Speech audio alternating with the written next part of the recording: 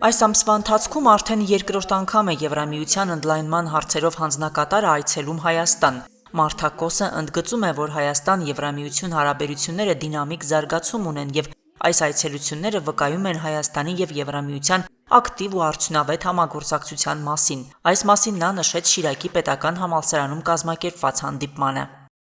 Եվրոպան եւ Հայաստանը կապված են բազմաթիվ մակարդակներում, հայերը դարեր շարունակ ազդեցություն են ունեցել եվրոպական կյանքի ձևավորման վրա։ Հայկական համայնքները ծաղկել են Ամստերդամից մինչև Վիեննա։ Հայ գիտնականներն ու արվեստագետները իրենց ներդրումն են ունեցել եվրոպական մշակութային կյանքում։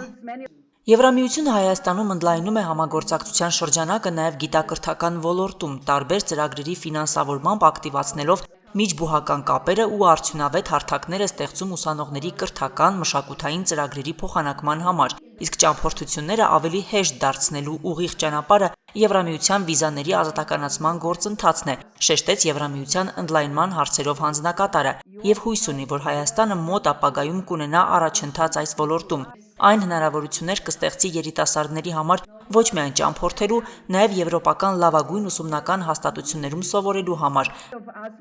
Հայաստանը շատ լավ երկիր է, բայց դուրս եկեք նրա սահմաններից, ճամփորդեք, լավ կրթություն ստացեք, բայց անպայման վերադարձեք հայրենիք, պահպանելու, հավատարիմ մնալու հայկական մշակույթին ու ձևավորված ավանդույթներին։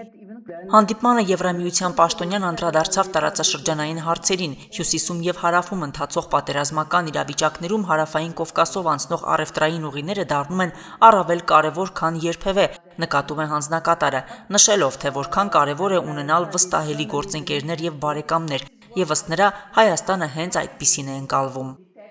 Ձեր տարածաշրջանը կարող է դառնալ կղզի անկայունությամբ շրջապատված հյուսիսի եւ հարավի միջև։ Հիմա խաղաղության հաստատման օրակարգով պատմական հնարավորություններ են բացվում Հայաստանի ու Ադրբեջանի միջև, սահմանների բացում, տրանսպորտային եւ առևտրային ուղիների վերաբացում։ Ուսանողության հետ անմիջական զրույցի ընթացքում Եվրամիության հանձնակատարը կոչ արեց երիտասարդներին ակտիվորեն ներգրավել ժողովրդավարության կայացման գործընթացներում, մասնակցել երկրում օրինականության հաստատման որոշումների կայացմանը։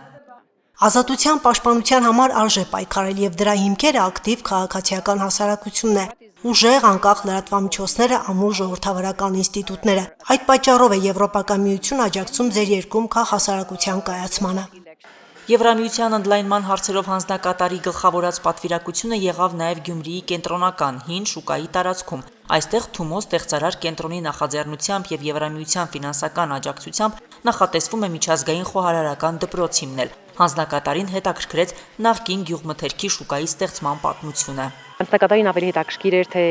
ինչ է եղել այս տարածքում երկրաշարժից առաջ եւ ինչ է լինելու, այսինքն մոտավորապես որտեղ են լինելու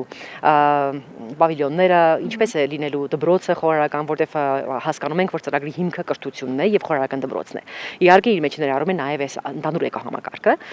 Տարածքի վերականգնման եւ խոհարարական դպրոցի կառուցման ծրագրի արժեքը գնահատվել է $9 միլիոն, որտեղ Եվրամիության ներդրման չափաբաժինը կազմելու է $2.5 միլիոն։ Շանթ հեռուստաընկերություն Հորիզոն։